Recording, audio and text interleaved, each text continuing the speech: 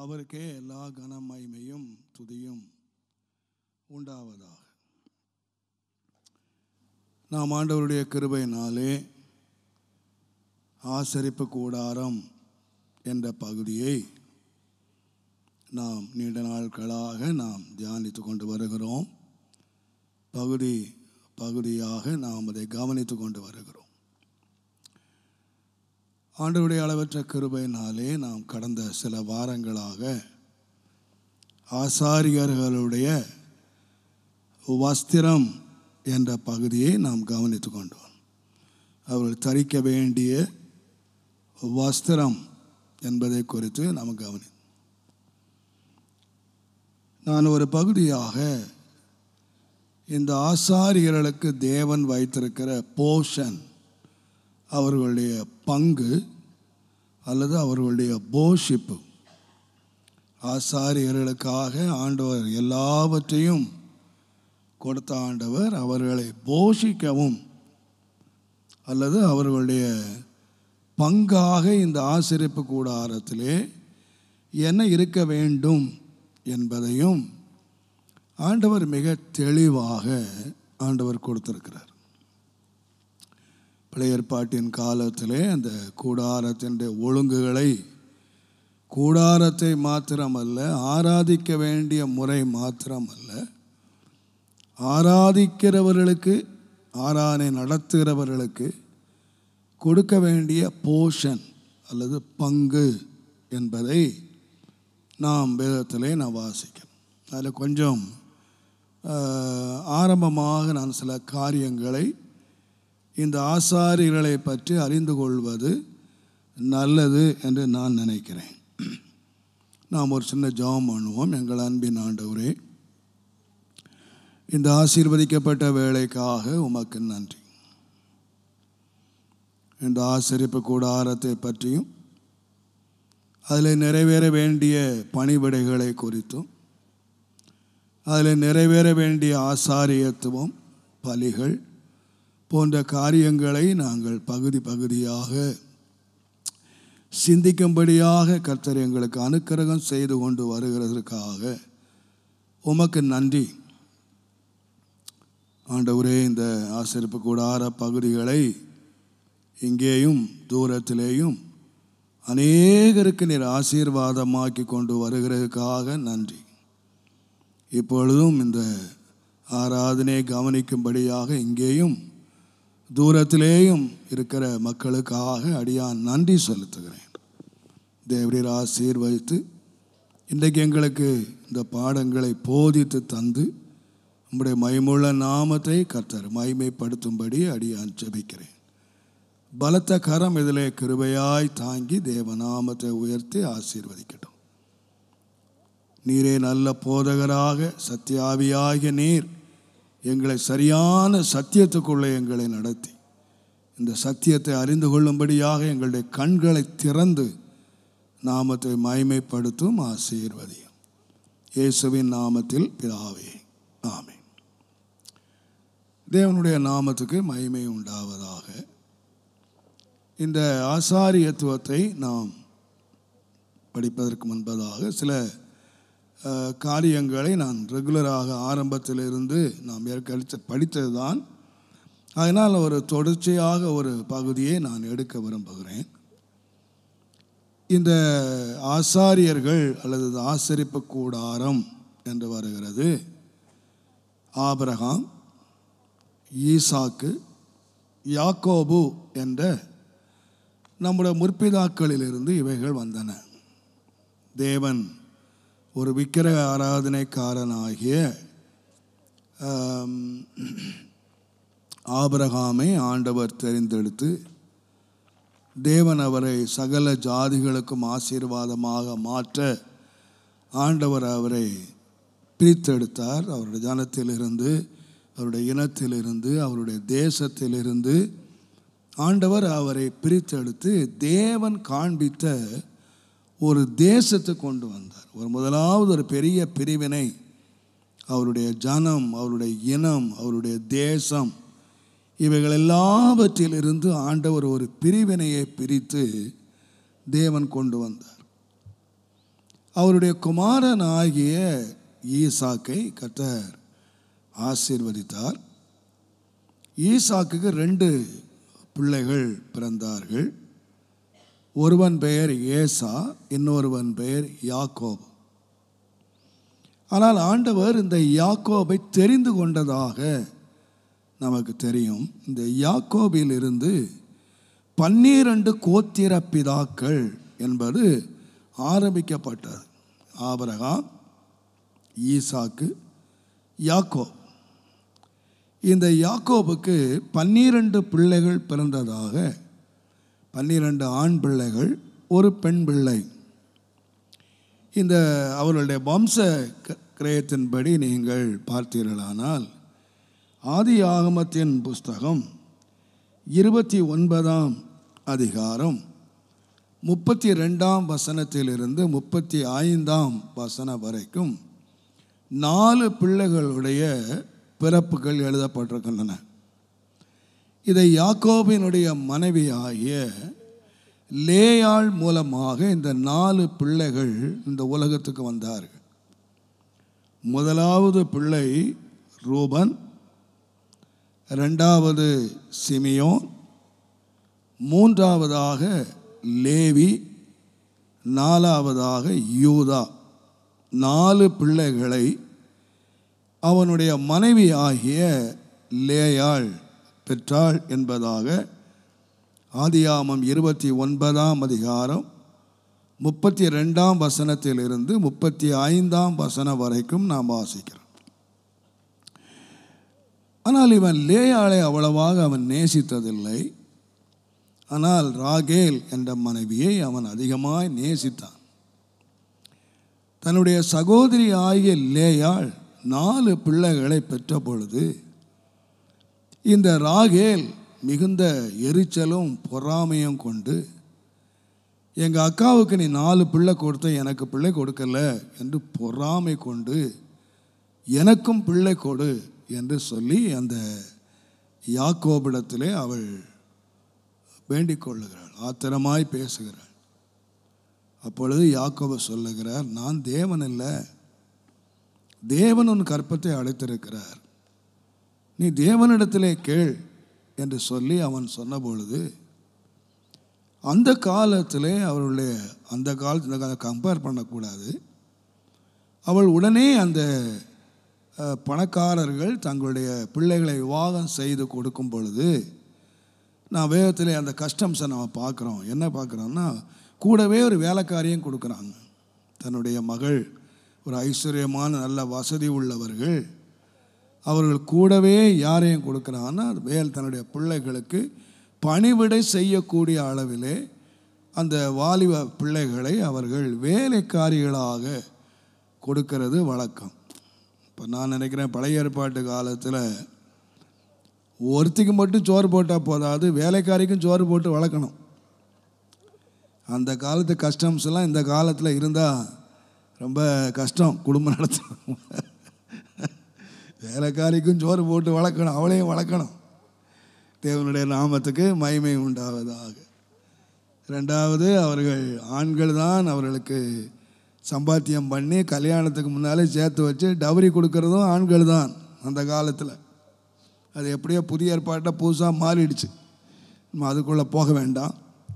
ஒரு வேலைக்காரியை அவர்களுக்கு கொடுத்துருந்தார்கள். அப்போது இவள் நினச்சா, எனக்கு தானே பிள்ளை பெறல, நான் மலடி அறுக்கிறேன்னு சொல்லி தன்னுடைய வேலைக்காரி ஆகிய பில்காள் என்கிறவளை தன்னுடைய புருஷனுக்கு மனைவியாக கொடுக்குறார். இப்போது நம்ம நாட்டில் அதான் முன்ன சொல்லுவாங்க பாருங்கள், முன் இருந்ததே இப்போது என்ன செய்தான் நடக்குதான், நடக்காது. இப்போ நடக்கிற காரியங்கள் எல்லாம் முன்ன நடக்காத ஒரு காரியம் இப்போ நடக்கலை. இப்போ நீங்கள் என்ன கேள்விப்படுறீங்கன்னா, பிள்ளை பெறாதவங்க என்ன பண்ணுறாங்கன்னா, வாடகை தாய் என்ற ஒன்றை வைத்திருக்கிறாள். அந்த பெற வரைக்கும் தான் அவளுடைய புருஷனுடைய உதவியினால் இந்த வாடகை தாய் தன்னுடைய அந்த கருவை கலந்து, இந்த பிள்ளை யாருடைய பிள்ளையாயிருந்தா அந்த தாயினுடைய பிள்ளையாக மாறிடும். அவள் பெற்றதோடு சரி, அவ்வளோதான். அந்த பிள்ளைக்கு தாய் யாருன்னு கேட்டிங்கன்னா அந்த வாடகை தாய் இல்லை, இவள் தான் தாய். அப்போ அன்றைக்கு வாடகை தாயாக இருந்தார்கள். அதுபோல் வாடகை தாயாக யார் வந்தானா? பில்காள் வந்தாள். அவளை ஒரு வாடகை தாய், எனக்கு பிள்ளை மட்டும் பெற்று கொடுக்கணும், அவ்வளோதான். நீ வேலைக்காரி தான், நீ உரிமைக்காரி ஆக முடியாது, நீ வேலைக்காரி தான். அப்போ அந்த வேலைக்காரி மூலமாக பிள்ளை பிறந்த போது அந்த பிள்ளைகளை தானே பெற்றதாக அவர்கள் பெயர் வைத்தார். தன் மூலமாக. ஏன்னா அந்த பிள்ளையினுடைய கருவுக்கு உதவியாக இருந்தவன் தன்னுடைய புருஷனுடைய கரு. அதனால் புருஷன் தனக்கு சொந்தமாக இருந்தால அவள் வேலைக்காரி மூலமாக பிள்ளை பிறந்தாலும் அந்த பிள்ளை தனக்காக பிறந்ததாக அவர்கள் பெயர் சூட்டி அந்த 5வது 6வது பிள்ளை பிறக்கிறது. தான் நப்தலி என்பவர்கள் பிறந்ததாக 30ஆம் அதிகாரம் ஆதியாகமம் 30ஆம் அதிகாரம் 4ஆம் வசனத்திலிருந்து 8ஆம் வசனம் வரைக்கும் நான் வாசிக்கிறேன். இப்போ இந்த 2 பிள்ளைகள் இந்த வேலைக்காரிகள் மூலமாக பிறந்ததுனால இந்த 4 பிள்ளைகளை பெற்ற இந்த லேயாள் அவளுக்கும் பொறாமை, இருக்கவளுக்கும் பொறாமை, இல்லாதவளுக்கும் பொறாமை. இந்த பொறாமைங்கிறது எப்படி தான் வருதில்லை, இந்த ஆமை எப்படி தான் வருவோன்னு தெரியல. ஆனால் எனக்கு 4 இருக்குது, தங்கச்சிக்கு 2 பிறந்ததுன்னு சொல்லி அதில் ஒரு சந்தோஷமோ ஒரு திருப்தியோ இல்லை. உடனே இவா போட்டி போடுறா பாருங்க, வேலைக்காரி மூலமாக 2 பத்துட்டியா, நான் 10 காட்டுறேன் பாரு என்று சொல்லி உடனே தன்னுடைய வேலைக்காரி ஆகிய சில்பாள் என்று சொல்லுகிறவளை இவள் தன்னுடைய புருஷனுக்கு கொடுத்தாள். அவன் சில்பாள் மூலமாக அவன் 2 பிள்ளைகளை அவன் பெறுகிறான். தேவனுடைய நாமத்துக்கு மகிமை உண்டாவதாக. இது 30ஆம் அதிகாரம் 9ஆம் வசனத்திலிருந்து 13ஆம் வசனம் வரைக்கும் காண்கிறோம். காத் ஆசேர் என்கிற 2 பிள்ளைகள், ஆக மொத்தம் 8 பிள்ளைகள் பிறக்கிறார். இந்த 8 பிள்ளைகள் பிறந்த பிறகு ஆண்டவருடைய கிருபையினாலே லேயாள் மறுபடியும் பிள்ளை பெறுகிற பாக்கியத்தை அவள் அடைகிறாள். இசக்கார் செபுலோன் என்ற 2 பிள்ளைகளை 30ஆம் அதிகாரம் 17ஆம் வசனத்திலிருந்து 20ஆம் வசனம் வரைக்கும் நான் வாசிக்கிறோம். இப்பொழுது 10 பிள்ளைகள் ஆகிறது. இந்த 10 பிள்ளைகள் பிறந்த பிறகு தேவன் ராகேலை நினைத்தார். ராகேல் மூலமாக யோசேப்பு பிறந்ததாக நாம் வாசிக்கிறோம். அது 30ஆம் அதிகாரம் 22, 23 வசனங்களிலே சொல்லப்பட்டிருக்கிறது. கடைசியாக 35ஆம் அதிகாரம், ஆதியாகமம் 35ஆம் அதிகாரம் 16ஆம் வசனத்திலிருந்து 16 to 18, 16லிருந்து 18 வரைக்கும் அவருடைய மரண காலத்திலே கடைசியாக அவருடைய சரீரத்திலிருந்து ஜீவன் எடுக்கப்படுகிற வேளையிலே கடைசியாக அந்த பிரசவம் ஆகாமல் அவள் பிரசவித்த வேதனையோடு செத்து போகிறாள்.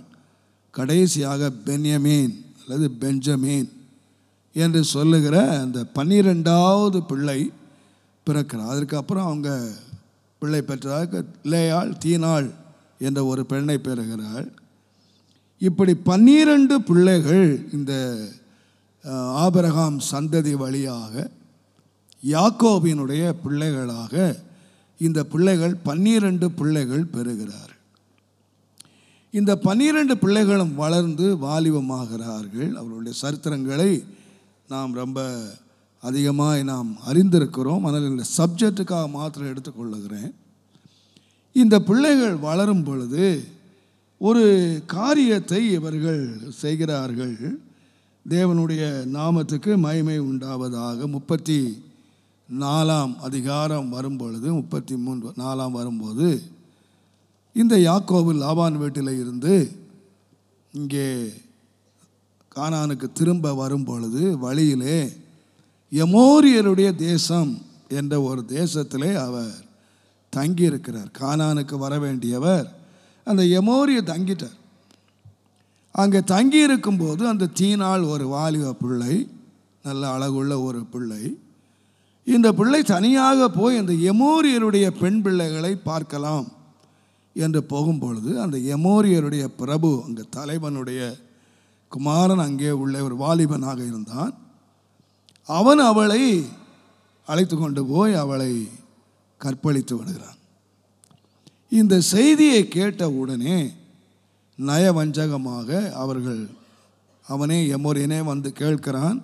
சாதாரணமாக கேட்குறான், நீங்கள் என்ன எவ்வளோ பரிசை வேணுமானாலும் தர்றேன், உங்கள் பெண்ணை மாத்திரம் கொடுங்கள் என்று சொல்லி அவர்கள் வந்து கேட்ட பொழுது, இந்த யாக்கோபு தகப்பன் பதில் சொல்வதற்கு முன்னதாக அவனுடைய பிள்ளைகள் பதில் சொல்லுகிறார். யாக்கோபு பதில் சொல்லவே இல்லை, யோசிக்கிறார் என்ன செய்கிறது என்று யோசித்து கொண்டிருக்கும் பொழுது பிள்ளைகள் கைமீறி போகிறார்கள்.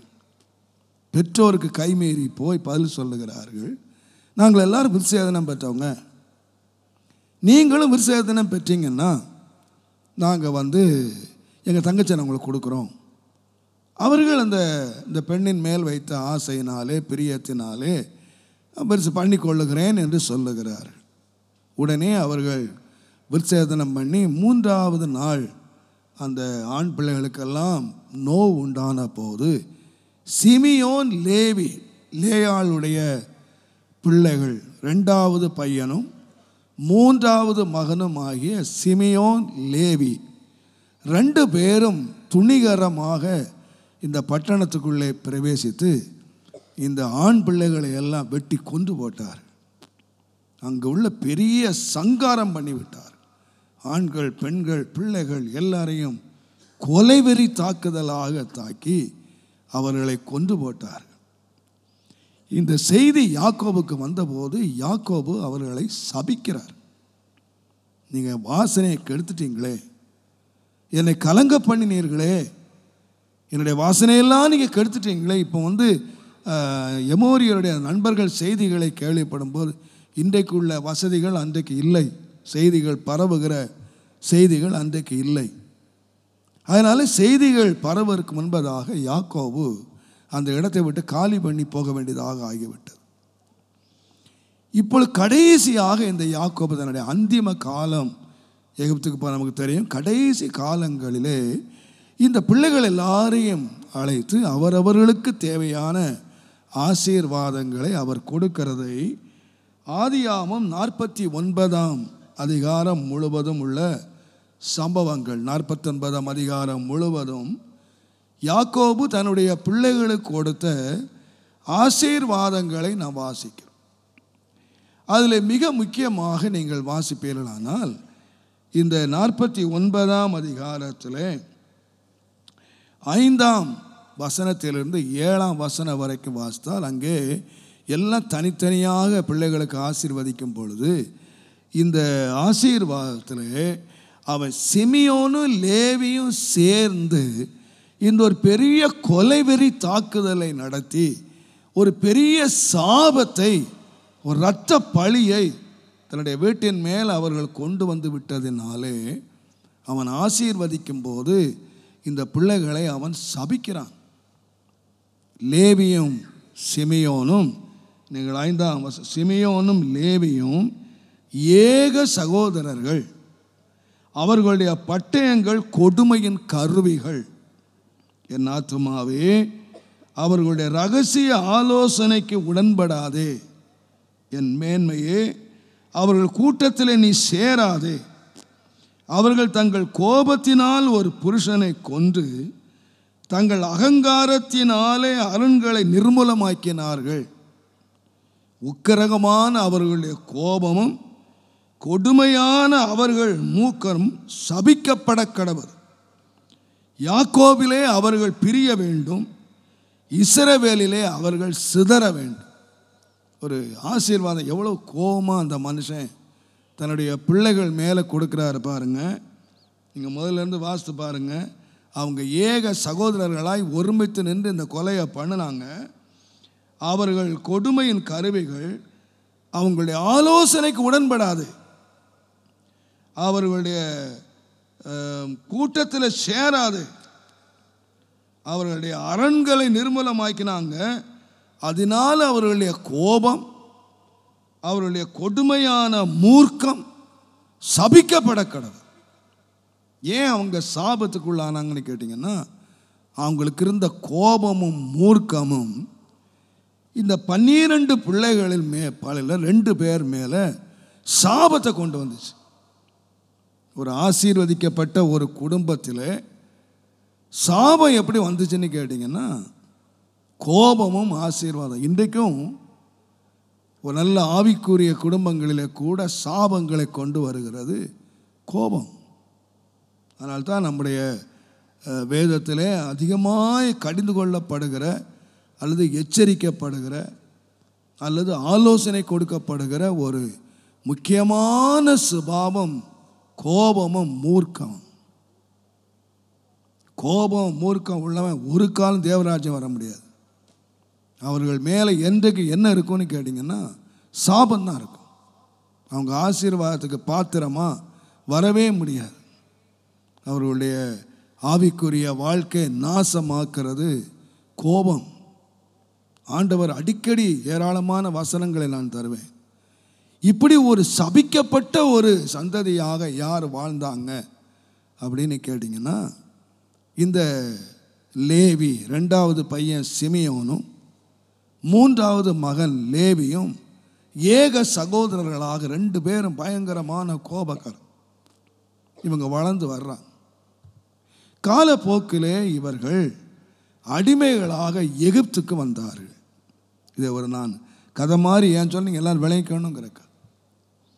இவர்கள் எல்லாரும் எகிப்துக்கு வந்து எகிப்திலே இவர்கள் அடிமைகளாக இவர்கள் இருந்து ஆண்டவருடைய அளவற்ற கிருபையினாலே தம்முடைய தாசனாகிய மோசேயின் மூலமாக இவர்கள் விடுவிக்கப்பட்டார்கள்.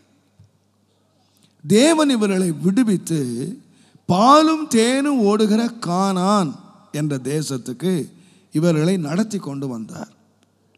இவர்கள் எல்லாருமே முரட்டாட்டம் பிடித்தவர்களாக பல விதங்களிலே வருகிறார்கள். இந்த மோசே லேவி கோத்திரத்தைச் சேர்ந்தவன்.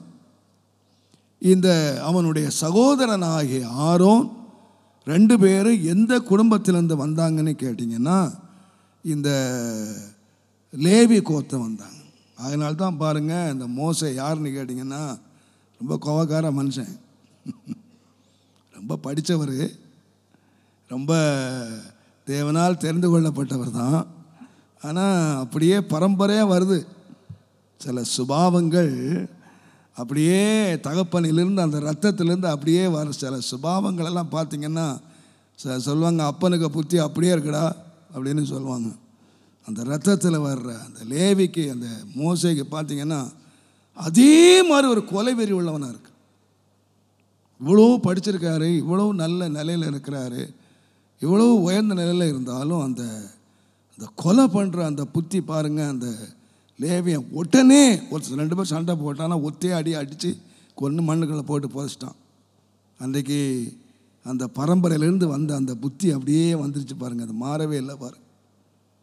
அதனால என்ன செய்தான்னா தேசத்தை விட்டு ஓட வேண்டி வந்துடுச்சு. இந்த லேவி கோத்திரம் மோசே ஆண்டு தெரிந்து கொண்டு இந்த மோசே ஆண்டு நடத்திக்கிட்டே வந்தார். கடைசியாக நீங்கள் பார்த்தீங்கன்னா யாத்திரை ஆகமத்தின் புஸ்தகம் 32ஆம் அதிகாரத்துக்கு நீங்கள் வருவீங்கன்னா அங்கே மோசே மேலே ஆண்டவரோடு கூட இருக்கும் பொழுது அங்கே ஜனங்கள் எல்லாரும் கீழே யாராக மாறிட்டாங்கன்னா விக்கிரக ஆராதனைக்காரராக மாறி போனாங்க. ஒரு கன்றுக்குட்டியை உண்டாக்கி அதை வணங்கி அவர்கள் அதற்கு பூஜை பண்ணி அவர்கள் ஒரு பெரிய ஒரு ஆர்ப்பாட்டம் பண்ணி கர்த்தருக்கு விரோதமான கோபத்தை உண்டாக்கின போது மோசே கீழே இறங்கி வந்து கற்பலைகள்லாம் உடைச்சிட்டார்.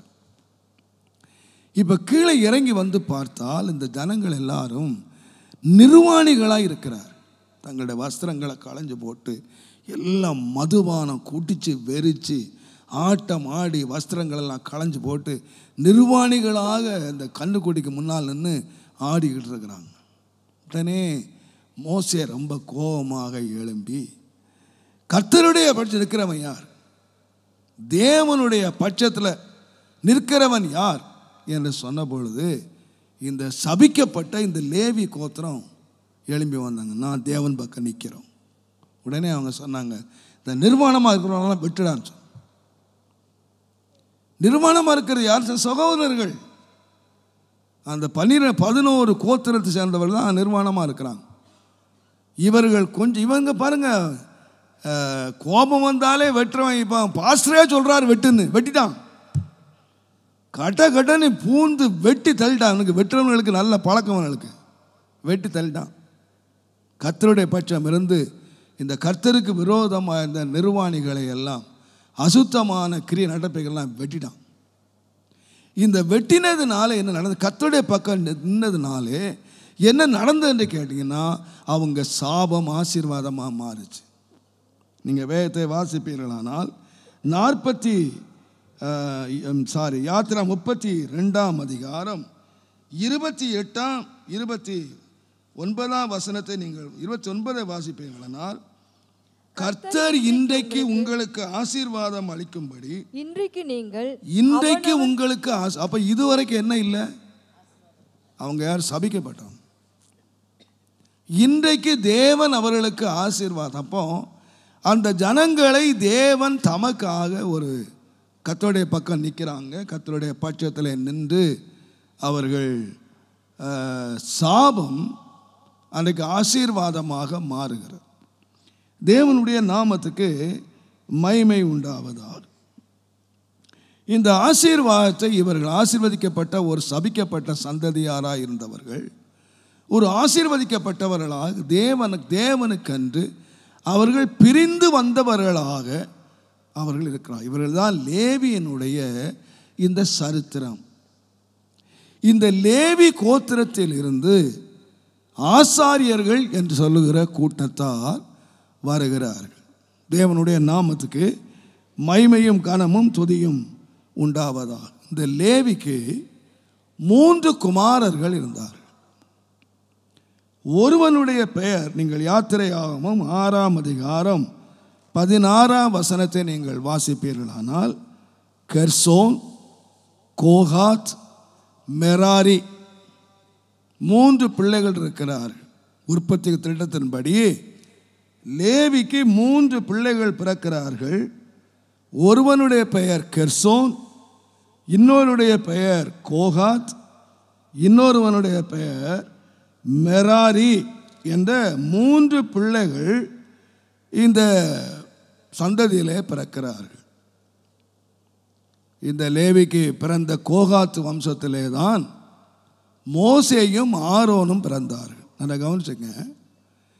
இந்த லேவி குடும்பத்தில் 3 சந்ததிகள் அல்லது 3 குழுவாக பிரிகிறார்கள். இந்த 3 குழுவிலும் இவர்கள் லேவியர் என்ற நிலையில் இருக்கிறார்கள். இப்போ இந்த லேவியரை தான் ஆசாரியர்கள் என்ற நிலைக்கு வருகிறார். இந்த ஆசாரியர்கள் என்று சொல்லுகிறதை ஒரு பெரிய பிரித்தெடுப்புதலாக நீங்கள் வேதத்திலே வாசிக்கலாம். தேவனுடைய நாமத்துக்கு மகிமை உண்டாவதா. ஆசாரியனை வர வேண்டுமானால் ஒரு பெரிய பிரித்தெடுக்குதல் வேண்டும். நீங்கள் தேவனுடைய நாமத்துக்கு மகிமை உண்டாவதாக லேவியர் ஆகமத்தின் புஸ்தகம் 20ஆம் அதிகாரம் 26ஆம் வசனத்தை நீங்கள் வாசிப்பீர்களானால், நீங்கள் எனக்கு ஏற்ற பரிசுத்தவான்களாக நீங்கள் இருக்கும்படியாக மற்ற ஜனங்களிலிருந்து நான் உங்களை பிரித்தெடுத்தேன் என்று சொன்னார். இஸ்ரவேல் ஜனங்கள் யார் என்று கேட்டால் பிரித்தெடுக்கப்பட்டவர்கள். இந்த செல்லை கொஞ்சம் ஆஃப் பண்ணி வைங்க. தேவனுடைய நாமத்துக்கு மகிமை உண்டாவது. அவர்கள் எதிலிருந்து பிரிந்தாங்கன்னு கேட்டிங்கன்னா, 2 உலக மக்களிலிருந்து. தேவன் தனக்காக தன்னுடைய பரிசுத்தத்துக்காக, நான் பரிசுத்தர், நீங்கள் எனக்கேற்ற பரிசுத்தவான்களாய் இருக்கும்படி மற்ற ஜனங்களிலிருந்து நான் உங்களை பிரித்தெடுத்தேன் என்று சொன்னார். அப்போ பொதுவாக இஸ்ரவேல் ஜனங்கள் யார் என்று கேட்டால் பிரித்தெடுக்கப்பட்டவன். ஒருவன் இஸ்ரவேலன் என்று சொல்ல வேண்டுமானால், ஒரு கர்த்தருடைய பிள்ளை என்று சொல்ல வேண்டுமானால், உலகத்தில் இருந்து அவன் பிரிய வேண்டும். உலக வழக்கம், உலகத்தினுடைய சகல காரியங்களில் இருந்து. அதனால்தான் நீங்கள் எஸ்தர் புஸ்தகத்தில் வாசிக்கும்போது அவர்கள் எல்லாரும் ஒரு தேசம் முழு சிதறி இருக்கிறார்கள். அவருடைய வழக்கம் மற்ற ஜனங்களுடைய வழக்கத்துக்கு விகற்பமாக இருக்கணும். அவர்கள் அன்றைக்கே என்ன பண்ணாங்கன்னா, இந்த உலகத்திலிருந்து வேறுபட்டவர்களாக இருந்தார். இந்த கிறிஸ்தவர்கள் என்று சொல்லுகிறார்கள். அந்த பேர் தான் கிறிஸ்தவ பேராக மாறிடுச்சு. ஆனால் எந்த வழக்கமும் போகல. நிறையா பேர் இன்னும் உலக வழக்கத்தை அப்படியே வச்சுருக்காங்க. எல்லாம் கோலம் போடுறதுல இருந்து எல்லாம் வழக்கம். அவங்க என்ன வச்சு நாள் பார்க்குறது, நட்சத்திரம் பார்க்குறது, நல்ல நேரம் ஆகாலை யமகண்டம் பார்க்குறது, எல்லா கண்டங்களையும் பார்க்குறதெல்லாம் இன்னும் ஒழியலை. எல்லாத்தையும் அப்படியே அந்த வழக்கத்தை அப்படியே கிறிஸ்தவங்களாக தான் இருக்கிறாங்க. ஆனால் இந்த உலகத்தை வச்சுருக்காங்க. ஆனால் நீங்கள் அவங்கள எடுத்து பார்த்தீங்கன்னா செப்பரேட்டட் பீப்புள், முழுவதும் வேறு பிரிக்கப்பட்டவர்கள். அவர்களுடைய வழக்கம், ராஜாவுக்கு சொல்கிறான், அவருடைய வழக்கம் எல்லாம் மற்றவங்களுக்கு விகற்பமாக இருக்குது. ஆனால் இன்றைக்கி நம்ம பார்ப்போமானா நம்மகிட்ட தான் உலகத்தையே கற்றுக்கணும் போல் இருக்கு. கிறிஸ்தவங்க உலக மக்கள் இன்றைக்கு உலக வழக்கங்களை எங்கே கற்றுக்கணும்னா கிறிஸ்தவங்கிட்ட தான் கற்றுக்கணும் போல் இருக்கு. இவங்க தான் எல்லாம் படித்து வச்சுருக்காங்க. எல்லாம் அத்தை சுத்தம் ஏற்று செட்டு. அவன் மறந்து போனது கூட இவங்க ஞாபகப்படுத்துவாங்க போல் இருக்கு. அவங்க இஸ்ரவேலனாக இருக்க முடியாது. தேவனால் பிரித்தெடுக்கப்பட்டவன் என்று ஒருவன் இஸ்ரவேலன். அன்றைக்கு ஒரு சரீர பிரகாரமாக இஸ்ரவேலன் என்று சொன்னால் அவர்கள் நான் கர்த்தர், நான் பரிசுத்தர், நீங்கள் எனக்கேற்ற பரிசுத்தவான்களாக இருக்கும்படி மற்ற ஜனங்களிலிருந்து நான் உங்களை பிரித்து எடுத்தேன். அப்போ மற்ற ஜனங்களுடைய வழக்கங்கள் ஒன்றிலும் ஈடுபடாதபடி இந்த இஸ்ரவேல் ஜனங்களை பிரித்தாங்க. இந்த இஸ்ரவேல் ஜனங்களில் இருந்து இன்னொரு பிரிவினையை ஆண்டவர் கொடுத்தார். அந்த லேவியரை மாத்திரம் அந்த பணிவிடை செய்யும்படியாக தேவன் தம்முடைய லேவியரை பிரித்து எடுத்தார். நீங்கள் எண்ணாகமத்தின் புஸ்தகம் 3ஆம் அதிகாரம் 41ஆம் வசனத்தை நீங்கள் வாசிப்பீர்களானால், இஸ்ரவேல் புத்திரரிலிருந்து இந்த லேவியரை எதற்காக பிரித்தார்னா, முதற் பேரானவர்களை பதிலாக, முதற் பேரானவர்கள் எனக்குரியது, இந்த முதற் பேரானவைகளுக்காக ஆண்டவர் பிரித்தார். ஏன்னு கேட்டிங்கன்னா, இஸ்ரவேல் ஜனங்களை ஆண்டவர் விடுதலை ஆக்கும்போது எகிப்திலே இருக்கிற தலைச்சன்கள் முதற் பேரான எல்லாத்தையும் சங்கரித்தார். அதற்கு பதிலாக இந்த முதற் பேரான எல்லாவற்றையும் என்ன செய்யணும்னா ஆண்டவர் தனக்கென்று பிரித்தெடுத்தார். நீங்கள் வேதத்தில் வாசிப்பீங்கன்னா முதற் பலனான எல்லாம் எதுக்குரியதுன்னா கர்த்தருக்குரியது. நம்முடைய வாழ்க்கையில் முதலாவது என்று ஒன்றை எதை நாம் ஆரம்பிக்கிறோமோ அந்த எல்லாமே ஆண்டவருக்குரியது. நம்முடைய தோட்டத்தில் விளைகிற காய்கனி முதற்கொண்டு நம்முடைய வாழ்க்கையில் இது முதலாவது என்று ஒன்றை நீங்கள் ஆரம்பிப்பீங்கன்னா அது பூரா யாருக்குரியதுன்னா கர்த்தருக்குரியது. நீ முதலாவது வாங்குகிற சம்பளம், நீ முதலாவது எடுக்கிற பலன் எல்லாம் யாருக்கு செலுத்துக்கணும்? முதற் பலனால் கர்த்தரை கனம் பண்ணு. The first fruit. உன் வாழ்க்கையில் இதுதான் நீ முதலாவது உன் கையில் எடுக்கிற அப்படின்னு சொன்னால் அது என்ன செய்யணும்னா அது எல்லாம் யாருக்குரியதுன்னா கர்த்தருக்குரியது. உன்னோட முதற் பேர் யாருக்குரியது என்று சொன்னால் கர்த்தருக்குரியது. இப்போ கர்த்தர் இந்த முதற் பேரை எடுத்துடலாம, இந்த முதற் பேரை என்ன செய்கிறார்கள்? கர்த்தருக்காக, தனக்காக அந்த இஸ்ரவேல் ஜனங்களில் இருந்து தேவன் அவர்களை பிரித்தெடுத்தார். நீங்கள் எண்ணாகமத்தின் புஸ்தகம் 8ஆம் அதிகாரம் தயவு செய்து நீங்கள் 6வது வசனத்தை நீங்கள் வாசிப்பீர்களானால், இஸ்ரவேல் சந்ததியாரில் நின்று லேவியரை பிரித்தெடுத்து பாருங்க. இவங்க யாரு? இஸ்ரவேல் ஜனங்கள் அந்நிய ஜனங்களிலிருந்து பிரித்தெடுக்கப்பட்டவர்கள், புறஜாதிகளிலிருந்து பிரிக்கப்பட்டவங்க. அவங்க வழக்கம் ஒன்றும் இருக்கக்கூடாது. இப்போ லேவியர் யார் என்று சொன்னால் இந்த இஸ்ரவேல் மக்களில் இருந்து கர்த்தருக்காக பரிசுத்தமாய் வாழுகிற மக்களில் இருந்து தனக்கு முன்பாக ஊழியம் செய்யும்படி லேவியர்கள் அங்கிருந்து பிரித்தெடுக்கப்படுது. அப்போ ஒரு ஊழியக்காரனுடைய ஸ்டாண்டர்ட் எவ்வளோ இருக்கணும்னா விசுவாசிகளை விட ஒரு ஸ்டாண்டர்டு உயரம் இருக்கணும் அவர்களிலிருந்து. அதனால் தான் பவுல் எழுதும்போது நீங்கள் நாங்கள் எழுதுவார். ஒரு ஊழியக்காரன் யாராக இருக்கணும்னு கேட்டிங்கன்னா விசுவாசிகளை விட்டு பிரிஞ்சிருக்கணும். விசுவாசியை போல உட்காந்து விசுவாசிகள்கிட்ட தப்பாக நினச்சிக்காதீங்க, விசுவாசி தப்பாக நினச்சிக்காதீங்க, விசுவாசிகளோட உட்காந்து விசுவாசிகளோட வச்சு அவங்களோட விளையாடி அவங்களோட கலந்து உட்கார்ந்துருக்கிறதல்ல. அவன் செப்பரேட்டட். ஒரு விசுவாசிகளை விட்டு அவன் வேறு பிரிந்தவனாய் அவன் லேவியரை இஸ்ரவேலிருந்து அவன் பிரித்திருக்கணும். ஏன்னு கேட்டிங்கன்னா அந்த நம்பர்ஸ் 8ஆம் அதிகாரம் 11ஆம் வசனத்தை நீங்கள் வாசித்தீர்களானால் கர்த்தருக்குரிய பணிவிடை செய்யும்படியாக. அப்போ உலகத்து பணிவிடை செய்யறதுக்கு இஸ்ரவேலர் இருக்கிறாங்க, உலகத்து வேலை செய்யறது. இந்த லேவி எதற்கு பிரித்திருக்கப்படுகிறான்னா கர்த்தருடைய பணிவிடை செய்யும்படியாக நீ அவனை இஸ்ரவேலில் இருந்து பிரிக்க வேண்டும்.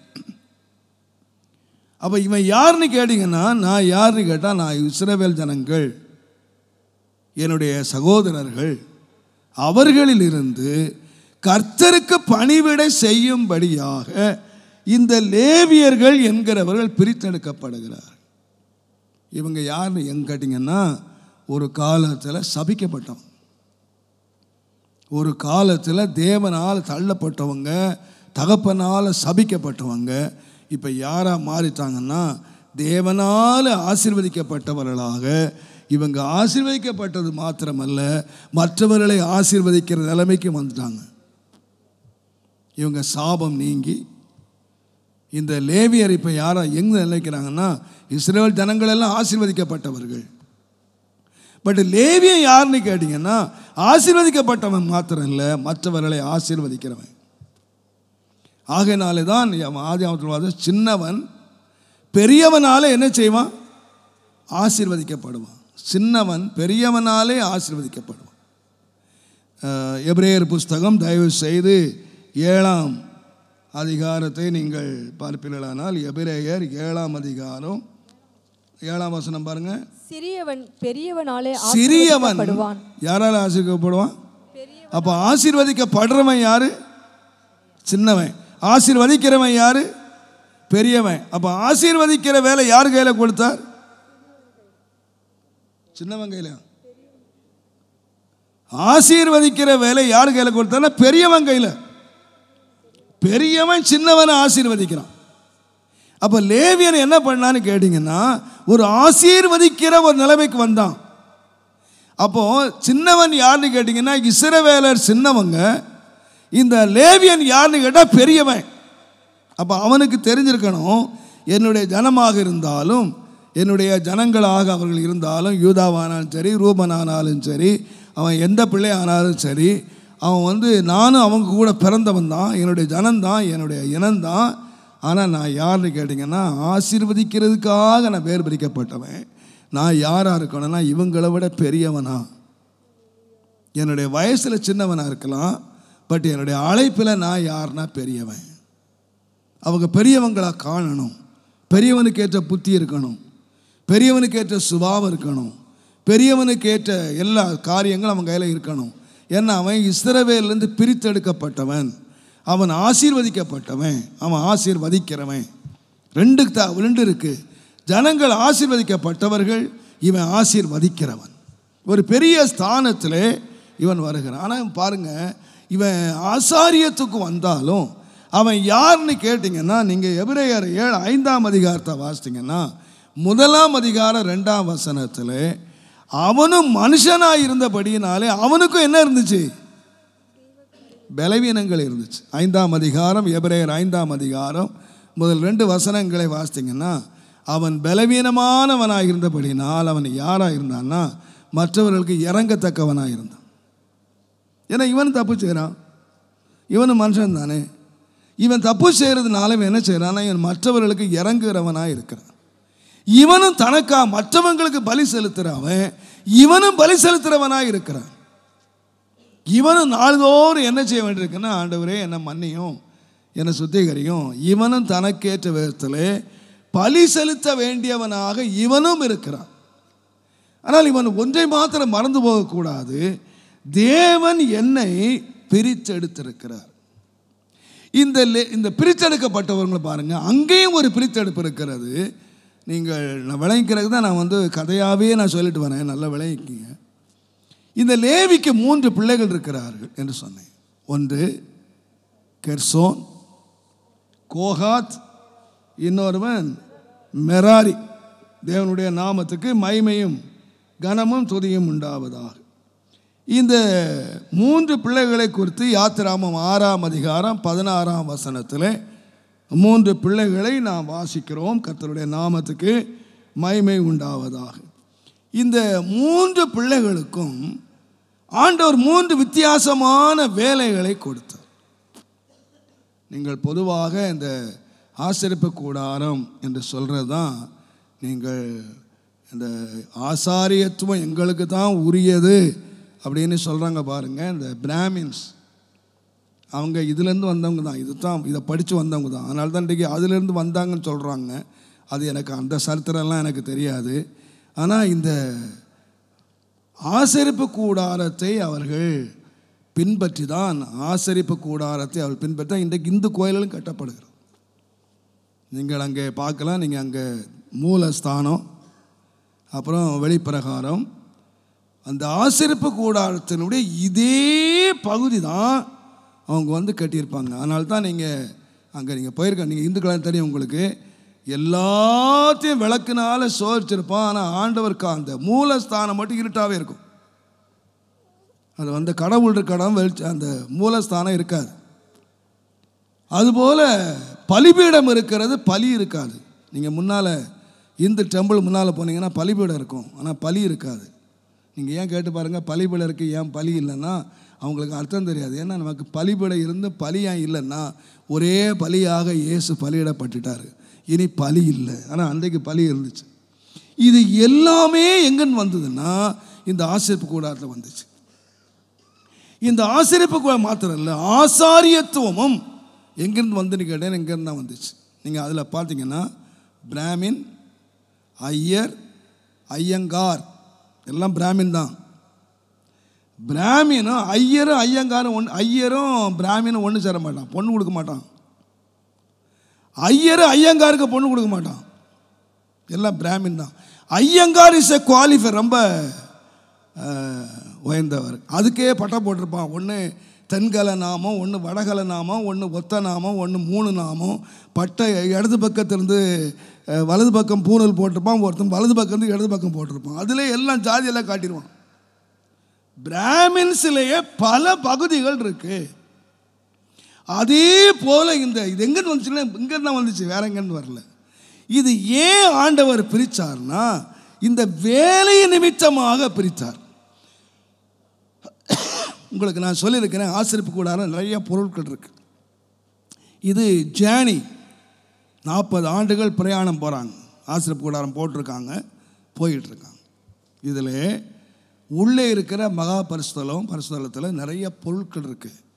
உடன்படிக்கை பெட்டி, தூபபீடம், மேஜை, குத்துவிளக்கு, பலிபீடம், தொட்டி, தூப கரண்டிகள், தூப கலசங்கள், பொன்னினால் ஆனது, வெள்ளியினால் ஆனது, பெண்கள், நிறைய பொருட்கள் இருக்குது.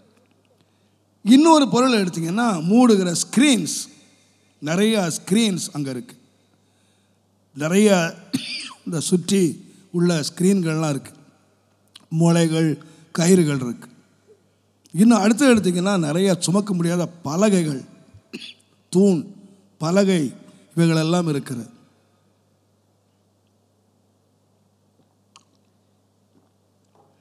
இந்த கூடாரம் அடிக்கடி மூவபிள், போயிட்டே இருக்கணும். ஆகையினால நீங்கள் வாசித்து பார்த்தீங்கன்னா தேவன் இந்த வேலையை யாருக்கு கொடுத்தாருன்னா, கோகாத்தியர், இந்த கெர்சோன், மெராரி, இந்த 3 பிள்ளைகளுக்கு தனித்தனியான வேலையை கொடுத்தார். ஆசாரியர்கள் ஆரோன் ஃபேமிலியில் வந்தவங்க, லேவியில் வந்தாலும் ஆசாரியர் என்ன செய்தாங்கன்னு கேட்டிங்கன்னா, இந்த பலி செலுத்துறது, இந்த மேஜையில் வந்து பிரெட்டை மாற்றுறது, குத்து விளக்கை ஏற்றுறது, இந்த டெய்லி உள்ள இந்த பலி காரியங்களை கவனித்தவர்கள் ஆசாரியர்கள். புறப்படும் போது இந்த ஆசை என்ன பண்ணுவாங்கன்னு கேட்டிங்கன்னா, நீங்கள் தேவனுடைய நாமத்துக்கு மகிமை உண்டாவதாக, எண்ணாகமம் நீங்கள் 4ஆம் அதிகாரம் 17 20 நீங்கள் வாசித்தீர்களானால் அவங்க எல்லாம் பிரித்து வைக்கிறாங்க. ஆசாரியர்கள் புறப்படும் போது இதெல்லாம் பிரித்து வைக்கிறாங்க. இந்த கோகாத்து புத்திரர்கள் இந்த குத்து விளக்கு, இந்த மேஜை, இது என்னன்னு எட்டி கூட பார்க்கக்கூடாது, அதை தொடவும் கூடாது. இந்த ஆசாரியர்கள் பிரித்து என்ன பண்ணுவாங்கன்னா எல்லாத்தையும் கட்டி வச்சுருவாங்க. கட்டின பிறகு இந்த கோகாத்து புத்திரர் சுமக்க வேண்டும். இந்த குத்து விளக்கு, இந்த மேஜை, இது எல்லா காற்று என்ன பண்ணுன்னா தோளில் சுமக்கணும். கெர்சோனுடைய வேலை என்னன்னு கேட்டிங்கன்னா 4ஆம் அதிகாரம் 4ஆம் அதிகாரம் 22ஆம் வசனத்துக்கு 27ஆம் வசனம் வரைக்கும் வாசிக்கலாம். தொங்கு திரைகள், மூடி, தகசு தோல், எல்லா ஸ்க்ரீன்ஸ், அதனுடைய கயிறுகள் எல்லாத்தையும் என்ன செய்யணும்னா அவங்க வந்து ஸ்க்ரீன் எல்லாம் சுமக்கணும். நீங்கள் 4ஆம் அதிகாரம் 31ஆம் வசனத்திலிருந்து 33ஆம் வசனம் வரைக்கும் நீங்கள் வாசித்தீங்கன்னா அது மெராரியினுடைய வேலைகள். பலகைகள், தூண்கள், தாழ்பாள்கள், பாதங்கள், கயிறுகள் எல்லாத்தையும் என்ன செய்யணும்னா இவங்க சுமக்கணும். பின்னால் இவங்க சுமந்துட்டு போகணும். மெராரி புத்திரர். அப்போது கோகாத்து புத்திர ஆசாரியர்கள் இறக்கி வைக்கிறாங்க. இந்த பரிசுத்த பனிமுட்டுகளை கோகாத்தியர் சுமக்கிறாங்க. கெர்சோன் புத்திரர் ஸ்கிரீன் எல்லாம் சுமக்கிறாங்க. மெராரி புத்திரர் ரொம்ப வெயிட்டான பொருட்கள், இந்த பலகை, இந்த தூணு, இதெல்லாம் சுமக்கிறாங்க. இந்த வேலைகள் எல்லாம் என்ன பண்ணார்னா ஆண்டவர் தனித்தனியாக ஒவ்வொரு கோத்திரத்துக்காக பிரித்து கொடுத்துட்டார். இந்த வேலையை செய்யணும். அதனால தான் இந்த ஆலய பிரதிஷ்டை வந்த பொழுது தேவனுடைய நாமத்துக்கு மகிமை 7ஆம் அதிகாரம் 7ஆம் அதிகாரம் நிறைய காணிக்கை கொண்டு வந்தாங்க. அதில் விசேஷமான காணிக்கை இந்த பிரபுக்கள் செலுத்தினார்கள். பொற்தாளங்கள், இந்த நிறைய காரியங்கள் கொண்டு போது அவங்க என்ன கொடுத்தாங்கன்னா இந்த 12 பிரபுக்களும் சேர்ந்து அவர்கள் 6 வண்டியை கொடுத்தாங்க, 12 மாடுகளை கொடுத்தாங்க.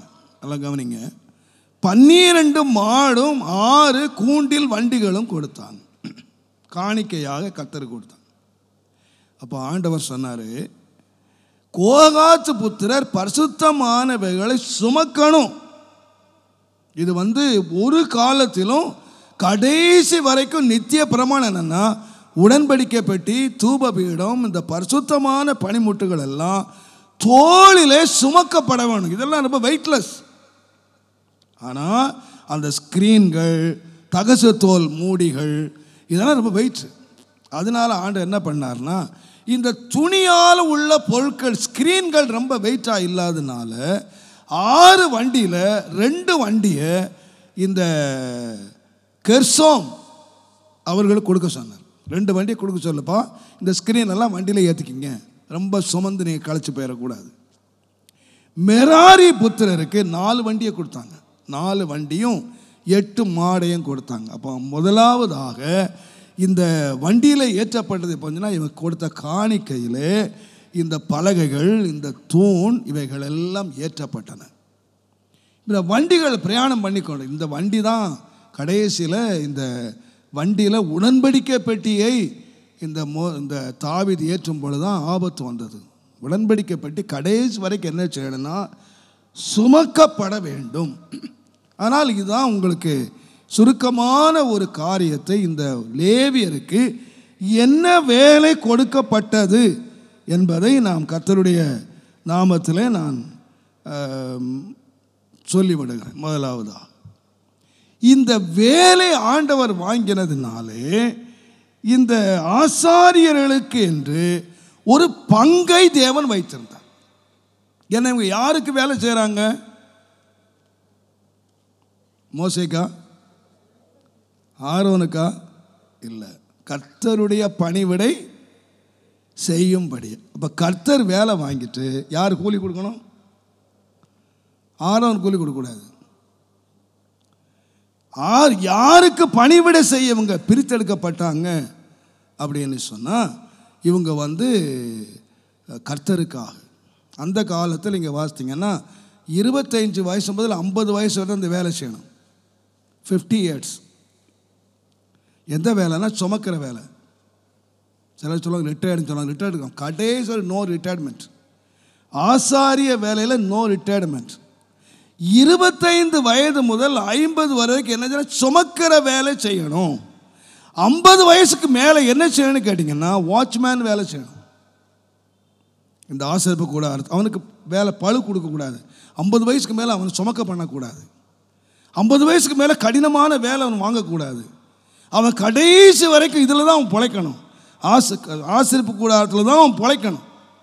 அதனால் 50 வயது வரைக்கும் கடினமான வேலை அவங்ககிட்ட வாங்கிட்டு 50 வயசுக்கு அப்புறம் அவனை என்ன பண்ணணும்னு கேட்டிங்கன்னா காவல் காக்கிற வேலை.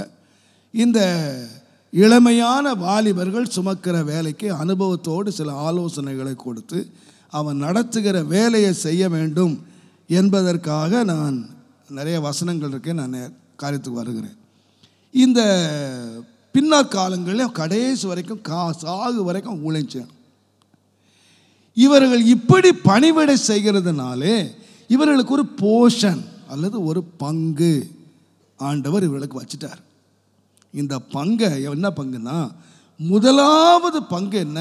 ஆண்டவர் இந்த ஆசாரியர்களுக்கு வச்சிருக்கிற முதலாவது பங்கு என்னன்னு கேட்டிங்கன்னா, எண்ணாகமத்தின் புஸ்தகம் 18ஆம் அதிகாரம் 20ஆம் வசனம். எண்ணாகமம் 18:20.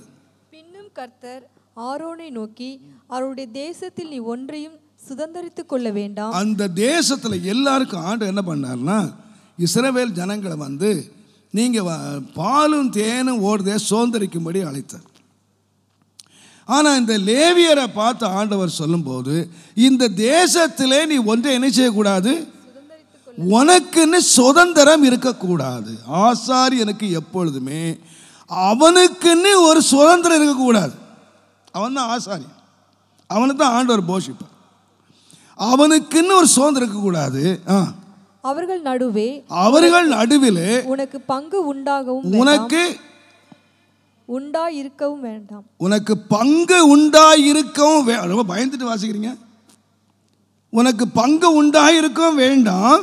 இஸ்ரவேல் புத்திரர் நடுவே நானே உன் பங்கு, நானே உன்னுடைய பங்கு, உன் சுதந்திரமாய், நானே உன்னுடைய சுதந்திரம். அப்போ ஆசாரியனுக்கு ஒரு பங்கு இருக்குது. உலகத்தில் மற்ற 11 கோத்திரத்துக்கு எடுத்தீங்கன்னா அவங்களுக்கு பங்கு போட்டு கொடுத்தான் யோசுவா. இவங்களுக்கு எல்லாம் கோத்திரம் பங்கு போட்டு எல்லாருக்கும் பங்கு இருக்குது, எல்லாருக்கும் சுதந்திரம் இருக்குது. தகப்பன் சுதந்திரம், அவன் சுதந்திரம் இருக்குது. பட் ஆசாரியன் என்ன இருக்கக்கூடாதுன்னு கேட்டிங்கன்னா, அவனுக்கு சொந்தமான சுதந்திரம் இருக்கக்கூடாது. இந்த உலக பிரகாரமாக அவனுக்கு பங்கு இருக்கக்கூடாது. ஆண்டவர் அன்றைக்கு கொடுத்த பிரமாணம் இன்றைக்கும் அதுதான். ஒரு ஆசாரியன் என்று சொல்கிறவன் தனக்கென்று ஒரு பங்கு வச்சிருக்கக்கூடாது, தனக்கென்று அவன் எதையும் சுதந்திரிக்கக்கூடாது. அப்படி இருந்தால் கர்த்தர் யாராக இருப்பார்னு கேட்டிங்கன்னா, நானே உன்னுடைய பங்காக இருப்பேன். பாருங்க, நான் உனக்கு பங்கு தருவேன்னு சொல்லலை, பங்கு நான் தருவேப்பான்னு சொல்லலை. பங்கு யாரா? கர்த்தரே பங்கம். மற்றவங்களுக்கு கர்த்தர் கொடுத்த தேசத்தில் பங்கு, கர்த்தர் கொடுத்த ஆசீர்வாதத்தில் பங்கு. ஆனால் லேவியனுக்கு யார் பங்குன்னு கேட்டிங்கன்னா, கர்த்தரையே கூறு போட்டான், கர்த்தரே பங்காக்கிட்டான். அப்போ யாருக்கு ஆண்டவர் பங்காக இருக்கிறான்னு சொன்னால், எனக்கு சுதந்திரம் இல்லை, எனக்கு இந்த உலகத்தில் பங்கு இல்லை அப்படின்னு உண்மையாக ஒரு ஆசாரியன், எந்த ஆசாரியன் சொல்கிறானோ அவனுக்கு யார் பங்காக இருப்பான்னு கேட்டீங்கன்னா கர்த்தர் பங்காக இருப்பார். நான் உனக்கு சுதந்திரமாக நான் இருப்பேன் என்று ஆண்டவர் சொன்னார். அதனால தான் பாருங்கள், தேவனால் பிரித்தெடுக்கப்பட்ட ஒரு மனுஷன் ஆபிரகாம். இந்த மனுஷனுக்கு தேவன் ஒரு தேசத்தை கொடுத்தார்.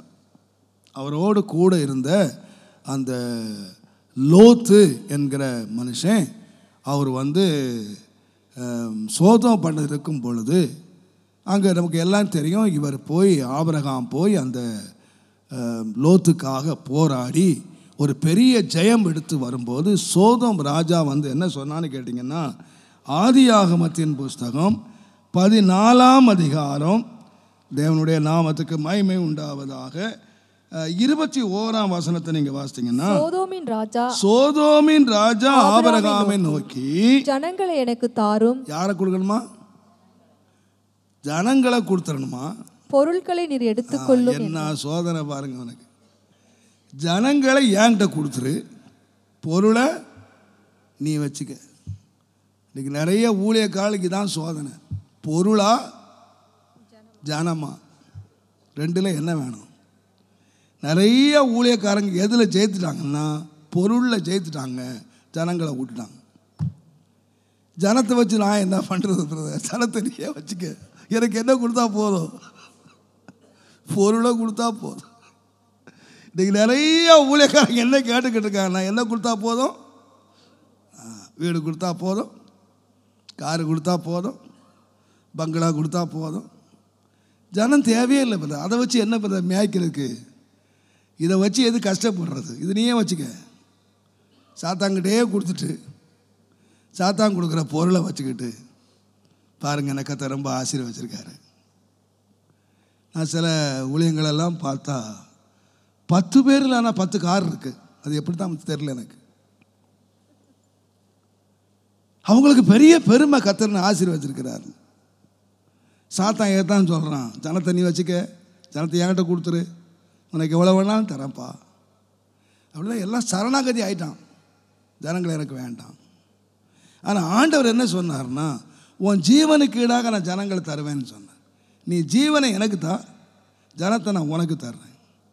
யாருக்கு தேவன் ஜனத்தை கொடுக்குறாருன்னா, பொருளை கேட்கிறவனுக்கு இல்லை, தன் ஜீவனையே எவன் கொடுக்குறானோ அந்த ஜீவனுக்கு ஈடாக ஜனங்களை தேவன் தர்றார். ரெண்டும் தேவனுடைய அழைப்பு தான். இந்த அழைப்பை எவன் கீழ்ப்படுகிறானோ, ஜீவனை வெறுத்து ஆண்டவர் பக்கத்தில் போவான். எனக்கு ஜீவனுக்கு வேண்டாம் ஆண்டவரே, எனக்கு எந்த நன்மை வேண்டாம், எனக்கு ஜனங்கள் தான் வேணும் அப்படின்னா கர்த்தர் அவனுக்கு ஜீவனையும் தர்றாரு. எனக்காக ஒருவன் ஜீவனை வெறுத்தால் அவனுக்கு ஜீவனையும் கொடுக்குறாரு, ஆசீர்வாதத்தையும் கொடுக்குறாரு. இன்றைக்கி நிறைய முட்டாள்களுக்கு தெரியறதில்லை. அவங்க என்னத்தை கேட்குறாங்கன்னா, எனக்கு ஜனங்கள் இருக்காங்களோ இல்லையோ ஆண்டவரே, உலகத்தில் வசதியாக வாழ்ந்துட்டு போயிடணும். அது ஆசாரியத்துவம் இல்லை. இவன் என்ன சொல்கிறான்னு கேட்டிங்கன்னா, மனுஷன் என்னை ஐஸ்வர்யவான் ஆக்காதபடி சொல்லாதபடி என் கையை உயர்த்துறேன், உன்னதமான கர்த்தருக்கு நேராக என் கையை உயர்த்துறேன். அப்போ ஐஸ்வர்யவான் ஆக்கிறது யாரு? இந்த சம்பவத்தை நீங்கள் வாசித்து பாருங்கள். 14ஆம் அதிகாரத்தில் ஐஸ்வர்யம் அவனை தேடி வந்துச்சு. ஆபிரகாமை தேடி வேற எதுவுமே செய்ய வேண்டியதில்லை. வெற்றி பெற்ற தான் கொண்டு வருகிற ஜனங்களை மாத்திரம் அந்த சோதம் ராஜா கொடுத்துட்டா அவன் எவ்வளோ வெள்ளியும் எவ்வளோ பொண்ணையும் எடுத்துக்கலாம். ஆனால் இவர் வேண்டான்ட்டார். எனக்கு இந்த ஜனங்கள் வேண்டாம், எனக்கு இந்த ஐஸ்வர்யம் வேண்டாம், என்னை ஒரு மனுஷன் என்னை ஐஸ்வர்யவனாக சொல்ல கையை உயர்த்து. நீங்கள் 14ஆம் அதிகாரம் முடிந்து 15ஆம் அதிகாரம் முதல் வசனத்தை நீங்கள் வாசித்தீங்கன்னா, ஆண்டவர் ஆபிரகாமை கூப்பிட்டு சொல்கிறாரு, இந்த காரியங்கள் நடந்த பின்பு, எந்த காரியம்? நீங்கள் அந்த சண்டை போட்டவங்க பங்கு மட்டும் கொடுத்துருப்ப எனக்கு வேண்டான்னு சொன்ன போது, இந்த ஐஸ்வர்யம் உலக ஐஸ்வர்யம் வேண்டாம், மனுஷன் கொடுக்குற ஐஸ்வர்யம் வேண்டாம் என்று சொன்னபோது கர்த்தருடைய வார்த்தை தரிசனத்திலே உண்டாகி ஆபிரகாமோடு பேசி, பயப்படாதே, நான் உனக்கு கேடகமும் உனக்கு மகா பெரிய பலன் இல்லை, பலன். பலன் பலன்னா இங்கிலீஷில் வாசித்தீங்கன்னா ரிவார்டு. யார் உனக்கு ரிவார்டுன்னு கேட்டீங்கன்னா, சிலர் நினைக்கிறாங்க நான் உனக்கு பலனா. நோ நோ நோ, பலன் இல்லை, பலன். நான் உனக்கு ரிவார்டா இருப்பேன். நானே உனக்கு ரிவார்டா இருப்பேன். எப்போன்னு கேட்டிங்கன்னா, மனுஷனை பின்பற்றி போகாம மனுஷன் என்னை ஐஸ்வர்யவனாக்கணும், மனுஷன் என்னை வந்து உயர்த்தணும், மனுஷனுடைய கைகளை எவ்வளவு நாள் பார்த்துக்கிட்டு இருப்பாங்களோ அது வரைக்கும் தேவன் பங்கா இருக்க மாட்டார்.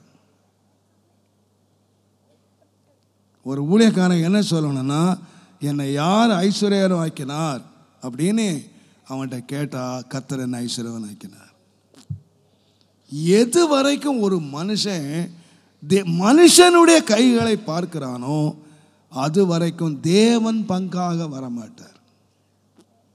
தேவன் அவனை ஆசீர்வதிக்க முடியாது. ஒரு ஊழியக்காரனுக்கு கர்த்தர் பங்காக வர வேண்டுமானால் அவன் முதலாவது எங்கே வரணும்னு கேட்டிங்கன்னா, அவன் கையை உயர்த்தணும். எந்த மனுஷனுடைய உதவியும் வாங்கி நான் மனுஷன் என்னை ஆசீர்வதினான் என்று சொல்லாதபடி. ஒரு முறை இங்கே நம்முடைய ஊழியத்தில் நடந்தது. இந்த ஆலயத்தை நாம் விஸ்தரிக்க தீர்மானித்த பொழுது ரொம்ப ஜெபம் பண்ணி நான் ஒரு அனௌன்ஸ்மெண்ட் கொடுத்தேன். நெகேமியா அந்த காம்பவுண்டு சோரை கட்டும்போது, பட்டண சோரை கட்டும்போது, எழுந்து கட்டுவோம் வாருங்கள் அப்படின்னு வசனத்தை நான் சொல்லி, நாம் எல்லாரும் என்ன செய்வோம், எழுந்து கட்டுவோம் வாருங்கள் அப்படின்னு ஒரு நல்ல ஒரு விளக்கம் கொடுத்து, ஒரு விமர்சனம் கொடுத்து, எல்லாரும் சேர்ந்து கட்டுவோம் வாருங்கள். அன்றைக்கு ராத்திரி ஆண்டவர் என்னை தூங்க விடவே இல்லை. என்னை எழும்பி உட்கார வச்சு, உன் ஜனங்கள் கட்ட போகிறாங்களா, நான் கட்ட போகிறேன், யார் கட்ட போகிறோம்? அவன் சொன்னான் காம்பவுண்டு கட்டுறதுக்கு. அன்றைக்கு அவன் சொன்னான் எழுந்து கட்டுவோம் வாருங்க. அவன் ஜனங்களோட உதவி தேவை. ஆனால் நான் கட்டாட்டா நீ கட்ட முடியாது. யார் கட்டுறது? ஜனங்களா? நீயும் ஜனங்களும் சேர்ந்து கட்ட போகிறீங்களா, இல்லை நான் கட்ட போகிறேன்னா? நான் அழுதேன், ஆண்டவரே என்னை மன்னிச்சிடும். ஜனங்களை உற்சாகப்படுத்துறதுக்காக நான் அந்த வார்த்தையை பயன்படுத்திட்டேன். எனக்கு மன்னியும் என்று ஆண்டவர்கிட்ட கதறின பொழுது கர்த்தர் எனக்கு மன்னித்தார். நான் சபையில் அறிக்கை பண்ணி மன்னிப்பு கேட்டேன். நீங்கள் யார் கட்டுறீங்களோ கட்டலையோ கர்த்தர் கட்டுவார். அவருடைய ஆலயத்தை கர்த்தர் கட்டுவார். அதற்கு பிறகு ஆண்டவருடைய அற்புத கரத்தை இந்த ஊழியத்தில் நான் பார்த்தேன். ஆண்டவர் ஜனங்களை கொண்டு தான் கட்டினார். ஆனால் என் கண்கள் அவர்கள் மேலே இல்லை. இன்றைக்கும் கர்த்தருடைய நாமத்துக்கு மகிமை உண்டாவதாக. என்னுடைய வாழ்க்கையை நான் ஒருபோதும் மனிதர் மேல் வைத்ததில்லை. எனக்கு எத்தனையோ தேவைகள், எவ்வளோ காரியங்கள் தேவையாக இருந்திருக்கு. ஆனால் கர்த்தர் என்னை அறிவார். கர்த்தர் எனக்கு தேவனுடைய நாமத்துக்கு மகிமை உண்டாவதாக. ஒரு நாளும் நான் மனிதர் மேல் என்னுடைய கண்களை வைத்ததே இல்லை. கர்த்தரை மாத்திரம் நம்பி, கர்த்தரே என்னுடைய சுதந்திரம். ஒரு நாள் நான் சொல்லியிருக்கிறேன், என்னுடைய வீட்டில் ஆகாரம் இல்லைன்னு தெரிஞ்சு என் தங்கச்சி சமைச்சு எடுத்துகிட்டு வந்தாங்க. நான் திருப்பி அனுப்பினேன், தொடவே மாட்டேன். நீ தெரிஞ்சு தானே கொண்டு வந்த, என்னை தேவையை தெரிஞ்சு தானே கொண்டு வந்த. அவர் சொன்னா இந்த ஒரு நாள் சாப்பிடுங்க. நோ தொடவே மாட்டேன். என்னுடைய ரொம்ப நெருங்கின ஒரு உறவுக்காரர் இருந்தார்கள். அவர்கள் என்னுடைய ஒரு நாள் ரொம்ப ஒரு பெரிய பிரச்சனை, ரொம்ப தேவை, எங்கள் வீட்டுக்கு வந்திருக்காங்க. எப்படியோ தேவையை அறிஞ்சுக்கிட்டாங்க. உடனே அவர்கள் போய், அவங்ககிட்ட நிறைய ஜுவல்ஸ் இருந்துச்சு, அதை போய் மார்வாடிட்ட கொண்டு வச்சு ஒரு பெரிய தொகையை கொண்டு வந்து என்னோட மனைவிட்ட கொடுத்தாங்க. எனக்கு பெரிய ஆச்சரியம். நான் கேட்டேன், என் ஒய்ஃப் சொன்னாங்க இந்த மாதிரி கொண்டு கொடுத்தாங்க. எப்படி கொடுத்தாங்க, அவங்களுக்கு எப்படி தெரியும் என்று சொன்னேன். இந்த மாதிரி வந்தாங்க, பேசிக்கிட்டு இருந்தோம். நம்ம இவ்வளோ பெரிய தேவை இருக்கணும்னே அவங்ககிட்ட நிறைய ஜுவல்ஸ் இருந்துச்சு. போய் உடனே அதை எட்டு வந்தாங்க. நேராக பைக், அப்புறம் ஸ்கூட்டர் இருந்துச்சு, நேராக எடுத்துகிட்டு போனேன். இதை பாருங்கள், இந்த காசை நீங்கள் எனக்கு தேவைன்னு தெரிஞ்சு கொடுத்தீங்களா, தெரியாமல் கொடுத்தீங்களா? நான் தெரிஞ்சு தான் கொடுத்தேன். தயவு செய்து மன்னிச்சுங்க, இதை வச்சுக்கோங்க. உடனடியாக நீங்கள் போய் மார்வாட்டை வச்சு நகையை வச்சுக்கோங்க. நான் வட்டி பணம் சீக்கிரம் கொடுத்துட்றேன் என்னை மன்னிச்சிங்க. நீங்கள் இந்த பிரச்சனை தீர்த்தீங்கன்னு சொல்லக்கூடாது. நாளைக்கு என்ன சொல்வீங்க? இந்த கஷ்டப்பட்ட காலம் கொடுத்தீங்க, நாளைக்கு என்ன சொல்வீங்கன்னா, பாஸ்ட்டை கஷ்டப்பட்ட காலம் நான் தான் நகையெல்லாம் கொண்டு போய் கொடுத்து வாழ வச்சேன்னு சொல்லுவீங்க. அதற்கு வேண்டாம். தேவையை கர்த்தர் சந்திக்கணும். என் தேவையை சந்திப்பார். அவங்க அழுதாங்க. அந்த ஒரு முறை நான் வச்சுட்டேன், நான் வந்து இதெல்லாம் யார்கிட்டையும் சொல்ல மாட்டேன், நான் குறைவாக நினைக்கவே மாட்டேன் உங்களை. Don't worry. இந்த மாம்சத்துக்கு ஒருத்தன் சாகாட்டா என் ஊழியத்தை நடத்த முடியாது. இந்த சொந்த பந்தங்களெல்லாம் தயவுசெய்து ஊழியத்தில் வராதிங்க. உங்கள் சொந்த பந்தங்களெல்லாம் வெளியே வச்சுக்கோங்க, ஊழியத்தில் வராதிங்க. இது ஊழியம். நான் கர்த்தரை மாத்திரம் மயப்படுத்தணும். கர்த்தரை என்ன போஷித்தார்னு அறியணும். அவங்க என்னென்னமோ அழுது பார்த்தாங்க, வச்சுட்டு என் பாட்டில் வந்துட்டு அடுத்த நாளே அதனுடைய தேவைக்கு அதிகமாக தேவன் என்னுடைய தேவையை சந்தித்தார். இது வரைக்கும் நான் யார்கிட்ட சொன்னதே கிடையாது. நான் சொல்லுவேன், நம்முடைய கண்கள் எப்போது யாரை பார்க்கணும்னு கேட்டிங்கன்னா, கர்த்தரை பார்க்கணும். நாளைக்கு அவர் கொடுத்தாரு, இவர் கொடுத்தாரு, என்னை இவர் ஆசீர்வதிச்சார், இவர் ஆசீர்வதிச்சு இல்லை, அவரை கொண்டு தான் ஆசீர்வதிக்க போகிறாரு, உங்களை கொண்டு தான் கொடுக்க போகிறாரு. ஆனால் அதை யாரை கொண்டு கொடுத்துருக்கணும்னு சொன்னீங்கன்னா, கர்த்தர் அந்த வேலையை செய்திருக்கணும். அப்போ அவங்களுக்கும் தெரியும், நான் கொண்டு போய் கோடிக்கணக்காக கொடுத்தாலும் யாருக்கு கொடுத்தேன்?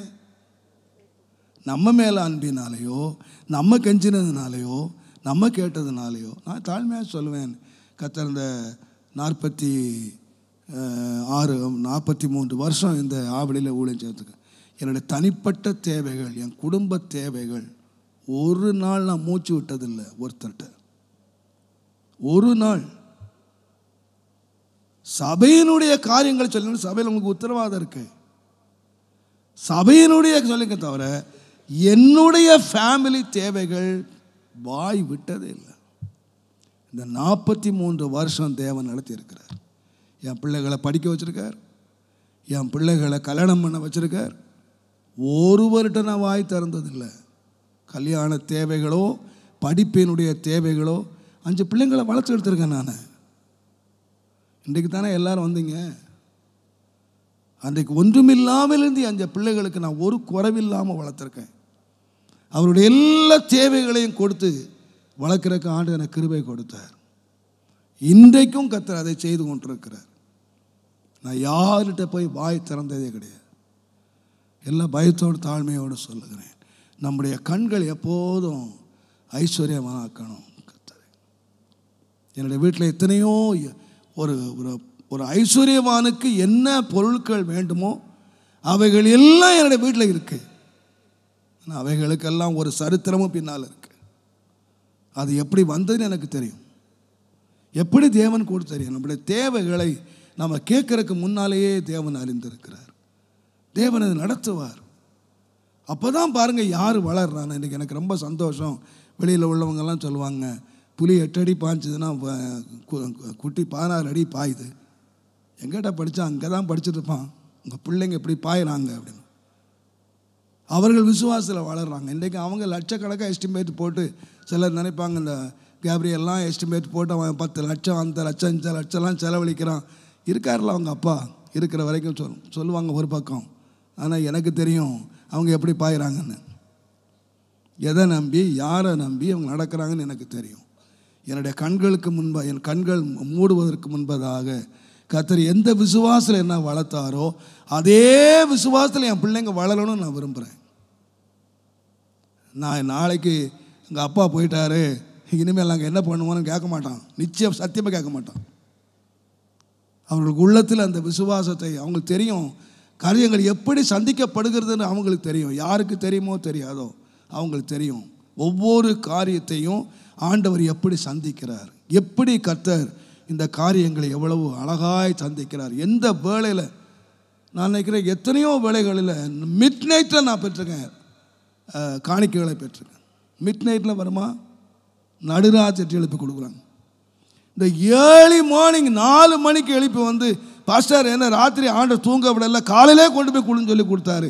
எனக்கு காலையில் 6 மணிக்கு தேவை, 4 மணிக்கு வந்து தெரியும். எனக்கு 11 மணிக்கு ஷார்ப்பாக பல ஆயிரங்கள் எனக்கு தேவை. கரெக்டாக 11 மணிக்கு முன்னாலே வராது பின்னாலே வர உட்கார்ந்துட்டு இருப்பேன். ஆண்டவரே ஆண்டவரே ஆண்டவரே, கரெக்டாக 11 மணிக்கு ஃபோன் வரும். பாஸ்டர் நீங்கள் வீட்டில் இருக்கீங்களா? அவசரமாக நான் வர்றேன் பாஸ்டர், உங்களை பார்க்கணும் பாஸ்டர். நான் எதுக்கு பார்க்க வர்றேன் இருக்கிறேன் பாஸ்டர்லாம். கரெக்டாக எனக்கு என்ன தேவையோ அதை எடுத்துகிட்டு வந்து கொடுத்துட்டு போவாங்க. இந்த வயது வரைக்கும் ஆண்டவர் நடத்தி கொண்டு வர. ஒரு ஆசாரி யாராக இருக்கணும்னா கையை தூக்கணும். மனுஷன் என்னை ஐஸ்வர்யவன் ஆக்கினான், மனுஷன் என்னை பெரியவன் ஆக்கினான் என்று சொல்லாதபடிக்கு என்னுடைய கைகளை நான் உயர்த்துகிறேன், என்னுடைய கைகளை நான் உயர்த்துகிறேன். கர்த்தர் நம்ம எப்போதுமே நாம் வந்து கையை உயர்த்துறவங்களாக இருக்கணும், மனிதர்களுடைய கையை பாராதபடி கர்த்தருடைய கையை. அதனால தான் பாருங்கள், கர்த்தர் 2 விதத்தில் நடத்தினார். எலியா ஒரு பெரிய ஊழியக்காரன், கர்த்தருக்கு முன்பாக நிற்கிற ஒரு தேவனுடைய மனுஷன். அவர் என்ன பண்ணார்னா கேரி தாற்றண்டையில் போனார். 1 ராஜாக்கள் 17ஆம் அதிகாரம் 5ஆம் வசனத்திலிருந்து 6ஆம் வசனம் வாசித்தீங்கன்னா, கேரி தாற்றண்டையில் போனார். ஒரு விசுவாசி இல்லை. இன்றைக்கு சிலர்லாம் ஊழியக்காரன் சொல்லலாம், எங்களுக்கு காணி கொடுக்குற விசுவாசியே இல்லை, பணக்காரங்க இல்லை, எல்லாம் ஏழைகளாக இருக்காங்க, கிராமத்தில் ஊழியம் செய்கிறவன்வாங்க. சிலர்லாம் தங்களை தேற்றி கொண்டு சொல்கிறது என்னன்னா, கிராமத்தில் ஊழியம் செய்கிறோம். இவன் கிராமத்தில் கூட செய்யலைங்க, எங்கே ஊழியம் செய்கிறான்? கேரி தாற்றண்டையில் போய் உட்கார்ந்தான். ஒரு விசுவாசி இல்லை, காணிக்க கொடுக்கறதுக்கு ஒரு விசுவாசி இல்லை. காணிக்க கொடுத்தது யாரு? காக்கா கொண்டு காணிக்க கொடுத்தாங்க. எங்கேயா நடக்குமா இது? காக்கா கொண்டு காணிக்க கொடுத்தாங்க.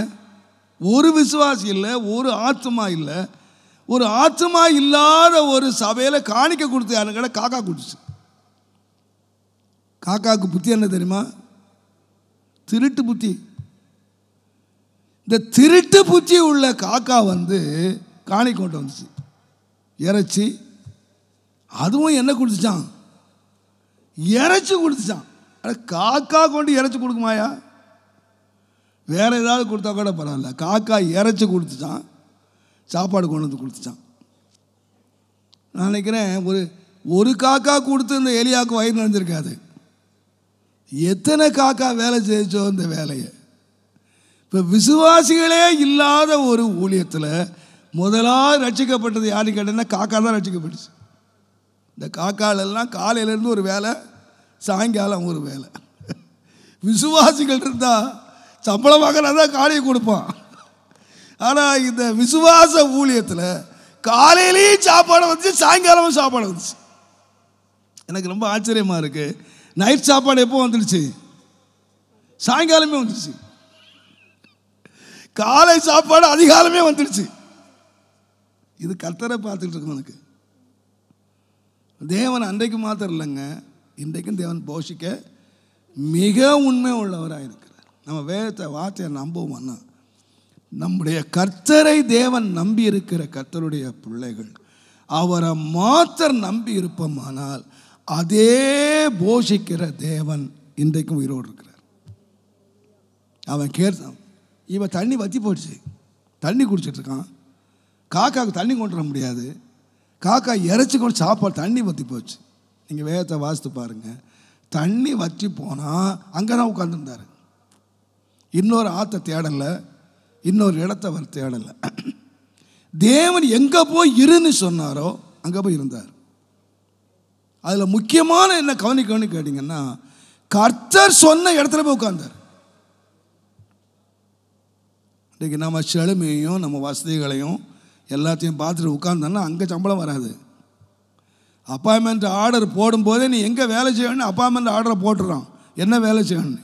அங்கே உட்காந்து அங்கே வேலை செய்யாது தான் சம்பளம் வருமே தவிர, என்ன ஆவடியில் உட்காந்து அம்பத்தூரில் உட்காந்து வேலை செய்யுது அப்படின்னு சம்பளம் வராது, சாப்பாடு வராது, பேமெண்ட் வராது.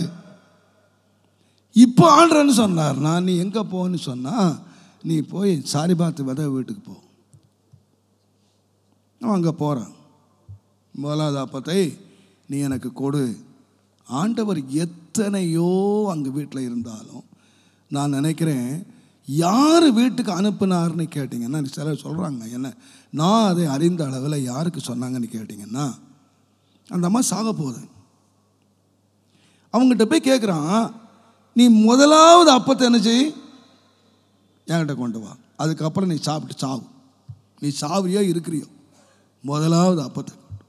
நான் சொல்லுவேன், அப்படியே அந்த அம்மா போய் முதல் அப்பத்தை கொண்டு வந்தா.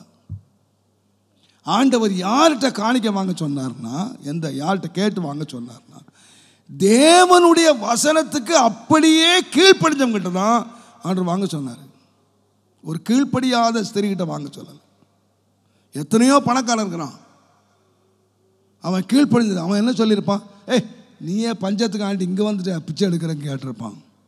ஆனால் ஏழையாக இருந்தாலும், தரித்திரத்தில் அவள் வாழ்ந்தாலும், அவள் ஒரு கஷ்டத்தில் இருந்தாலும், தன்னுடைய கடைசி சாப்பாடை சாப்பிட இருந்தாலும், அவளுக்குள்ள ஒரு நல்ல சுபாவம் தண்ணி கேட்டிங்கன்னா, காட்ஸ் வேர்ட், தேவனுடைய வார்த்தைக்கு உடனடியாய் கீழ்ப்படுகிற ஒரு விதவையாக இருந்தாள். அதனால பாருங்க, அவள் கொடுத்தது ஒரு அப்பம், ஆனால் அவள் பெற்றுக்கொண்டது எவ்வளவு தெரியுமா, பஞ்ச காலம் நீங்கிற வரைக்கும் அவள் வீட்டில் சாப்பாடு இருந்துச்சு. 1க்கு 2 வரல.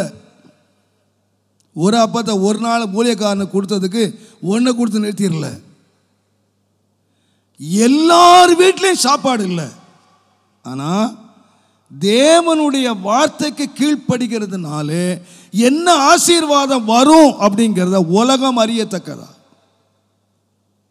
தேவன் ஏன் எலியாவை கொண்டு போனார்னு கேட்டிங்கன்னா, காகத்துக்கு மாத்திரல, கர்த்தருடைய வார்த்தைக்கு ஒருத்தன் கீழ்ப்படிவானா அவன் எப்படி இருப்பான்ங்கிறக்கு ஒரு அடையாளமாக எலியாவை கொண்டு போனான். அவள் கொடுத்த அப்பம் அல்ல முக்கியம், கீழ்ப்படிய கூட முடியாத சூழ்நிலையிலே அவள் கீழ்ப்படிந்தாள். தரித்திரம் அவளுக்கே இல்லை, அவளே சாவுக்கு இருக்கிற. அவள்கிட்ட போய் கேட்குறான், நீ கீழ்ப்படி, நீ வசனத்தின்படி முதல்ல கொடு, நீ கொடுத்தியா, நீ கொடுத்தியானா நீ உனக்கு ஆசீர்வதிப்பேன் அப்படிலாம் சொல்லலை. இன்றைக்கி சொல்லுவாங்களே, எங்களை கட்டுங்கள், ஆலயத்தை கட்டுங்கள், கர்த்தர் உங்களை கட்டுவார், நீங்கள் கொடுங்கள், தேவன் உங்கள், அப்படி அந்த பிரசங்கெல்லாம் அவர் பண்ணலை. அப்படி ஏமாத்தியெல்லாம் பிரசங்கம் பண்ணல. நீ முதல்ல கொடு, அப்புறம் சாவு, முதலாவது அப்பதான் என்கிட்ட கொண்டு வா. இன்றைக்குள்ள நயவஞ்சகமான பிரசங்கத்தில் அவர் பண்ணவே இல்லை. அவருக்கே தெரியாது கொடுக்க போறாரா இல்லை தெரியாது. அவர் ஆண்டவா சொன்னார், நீ எனக்கு அப்பத்தை முதலாவது கொண்டு வா. அவள் குழந்தா, அவளுக்கே தெரியாது இந்த முதலாவது அப்பத்தை கொடுத்தா என்னென்ன ஆசீர்வாதம் வரும்னு அவளுக்கு தெரியவே தெரியாது. ஆனால் அவளுக்கு தெரியும், கர்த்தருடைய வார்த்தையை நான் கீழ்ப்படிஞ்சேன். அவள் கீழ்ப்படிஞ்சா அவளுடைய ஜீவே காலம் முழுவதும் ஆண்டவர் அந்த பஞ்சம் நீங்கி தேசத்தில் செழுமை உண்டாகிற வரைக்கும் அவளுடைய எண்ணெய் குறையலை, அவளுடைய மாவு குறையலை. அப்போ தேவன் ஊழியக்காரன் மூலமாக, ஒரு கீழ்ப்படுகிற ஊழியக்காரன் மூலமாக ஒரு கீழ்ப்படுகிற ஒரு சந்ததியை உருவாக்கினான். அவனும் ஆசீர்வதிக்கப்பட்டான், அவன் மூலமாக அந்த ஏழை குடும்பமும் ஆசீர்வதிக்கப்பட்டுச்சு. அப்போ நான் எல்லா பயத்தோடு சொல்லுவேன், கர்த்தருக்கு கொடுக்கறதுனால ஒரு ஏழை குடும்பம் ஆசீர்வதிக்கப்படணும், யார் வீட்டில் இருக்கோ இல்லையோ. ஆகினால்தான் ஆண்டவர் கர்த்தருக்காக கொடுக்கிற வேளையில் உன்னுடைய வீட்டிலே ஆசீர்வாதம் தங்கும்படி நீ முதற் பலனை ஆசாரியனை கொண்டு கொடு சொன்னார். த ஃபர்ஸ்ட் ஃப்ரூட் எதுக்கு ஆசாரியனிடம் போகணுன்னா, உன் வீடு ஆசீர்வதிக்கப்படணும். நான் நிச்சயமாக சொல்லுவேன், கர்த்தருக்கு கொடுத்ததினால கர்த்தருக்கு ஒருத்தன் கொடுத்த இழந்ததே இல்லை. எப்போ கொடுக்குறான்னா வறுமையில். கடந்த வாரம் எங்களுக்கு ஒரு ஊழியர் மீட்டிங்கை நான் இங்கே வைத்திருந்தேன். இப்போ ஊழியக்காரர்களுக்கு நான் சொன்னேன், பாருங்கள், நீங்கள் எனக்கு இன்றைக்குள்ள ஆசீர்வாத நிலைமையை நீங்கள் பார்க்குறீங்க, வசதியை நீங்கள் பார்க்குறீங்க. ஆனால் நான் எப்பொழுது கொடுக்க ஆரம்பித்தேன், எனக்கு ஆண்டு எப்போ கற்றுக் கொடுத்தாருன்னா, இருக்கும்போது இல்லை, எனக்கு இல்லாத போது கற்றுக் கொடுக்க பண்ணினார். என்னுடைய தேவைகள் ஏராளம் இருக்கும்போது ஆண்டவர் கொடுத்தார். நான் சொல்கிறேன், இன்றைக்கு எனக்கு கொடுக்குற மாதிரி தெரியலை, இன்றைக்கு நிறைவில் நான் கொடுக்குறேன். ஆனால் ஆண்டவர் எனக்கு எப்போ கொடுக்க பண்ணினார், எனக்கு படித்து கொடுத்தாருன்னு கேட்டிங்கன்னா, என் வறுமையில், என்னுடைய கஷ்ட காலத்தில். இப்போ நான் சொன்னேன், நீங்கள் ஊழியர்களாகி நீங்கள் ஆசீர்வதிக்கப்படணும்னா நீங்கள் எப்போ கொடுங்கன்னு கேட்டிங்கன்னா உங்கள் வறுமையில் கொடுங்க, உங்கள் ஏழ்மையில் கொடுங்க. அதைத்தான் கர்த்தர் ஆசீர்வதிப்பார். அந்த பலன்தான் உங்களுக்கு பலனை கொண்டு வரும். நிறைவில் கொடுக்கறது இல்லை, உங்களுக்கு இல்லை. நீங்கள் கொடுத்து பாருங்கள். அந்த ஏழை விதவைக்கு தன்னுடைய கையில் இல்லாத போது அவள் கொடுத்தாள். கர்த்தர் அவள் வீட்டை ஆசீர்வதித்தார். ஒரு ஊழியக்காரனை கொண்டு வந்து அவனும் ஆசீர்வாதமாக இருக்கணும், சபையும் ஆசீர்வாதமாக இருக்கணும். அதுக்கு தான் ஊழியக்காரன் ஆசாரியனுக்கு பங்கு என்று ஏன் வச்சார்னு கேட்டிங்கன்னா, அவன் சரீர பிரகாரமாயும் அவனால் ஜனங்கள் ஆசீர்வதிக்கப்படணும், ஜனங்களால் அவன் ஆசீர்வதிக்கப்படணும், சபை ஆசீர்வதிக்கப்படணும். இது அவனுடைய பங்கு. நான் முதலாவது இன்றைக்கு நான் சொல்ல விரும்புகிற காரியம் என்ன கேட்டிங்கன்னா, ஒரு ஆசாரியன், ஒரு கர்த்தருடைய பிள்ளைக்கு யார் பங்காக இருக்கணும்? எந்த மனுஷனுடைய உதவியை நாட மாட்டேன், நான் தேட மாட்டேன். என்னுடைய கண்கள் எப்போதும் கர்த்தரையே நோக்கி கொண்டிருக்கும். நம் கண்களை மூடும். ஆண்டவரே, நீங்களும் அதில் வளரணும், நானும் அதில் வளரணும். அவரை நோக்கி பார்த்த முகங்கள் பிரகாசம் அடைந்தன, வெட்கப்பட்டதே இல்லை. ஆண்டவர் சொன்னார், உங்கள் ஜீவனுக்காக, உங்கள் ஆகாரத்துக்காக, இந்த உலகத்தினுடைய தேவைக்காக நீங்கள் கவலையே படாதீங்க. நீங்கள் என்னை மாத்திரம் தேடுங்க, நீங்கள் கர்த்தரை மாத்திரம் தேடுங்க. உங்கள் தேவைகள் என்னதென்று அவர் அறிந்திருக்கிறார். உங்களுக்கு கூட கொடுப்பதற்கு அவர் உண்மை உள்ளவராக இருக்கிறார்.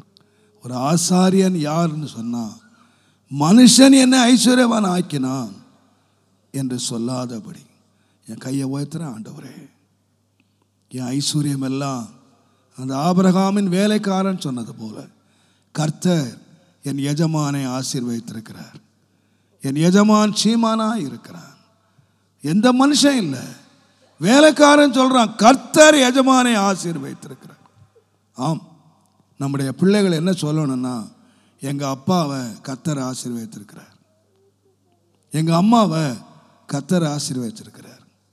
இன்றைக்கி நம்ம என்ன சொல்கிறோம்னா, நம்முடைய வேலை, நம்முடைய சாமர்த்தியம், நம்முடைய அறிவு, இதுதான் நம்மளை ஐஸ்வர்யாச்சுன்னு அது நமக்கு பெருமையும் ஆணவத்தையும் உண்டாக்கி விடுகிறது. ஆனால் நான் பெற்றுக்கொண்டதெல்லாம் என் திறமை இல்லை, நான் பெற்றுக்கொண்டதெல்லாம் கர்த்தர் எனக்கு கொடுத்தது, தேவன் எனக்கு தந்தது. அந்த பணிவோடும் தாழ்மையோடும் நல்ல அடக்கத்தோடும் நம்முடைய கைகளை கர்த்தருக்கு நேராக உயர்த்துவோமானால் கர்த்தர் நமக்கு பலனாய், கர்த்தர் நமக்கு பங்காய் இருப்பதற்கு உண்மை உள்ளவராய் இருக்கிறார். எங்கள் அன்பின் ஆண்டவரே, இந்த ஆசீர்வதிக்கப்பட்ட வேலைக்காக உமக்கு ஸ்தோத்திரம்.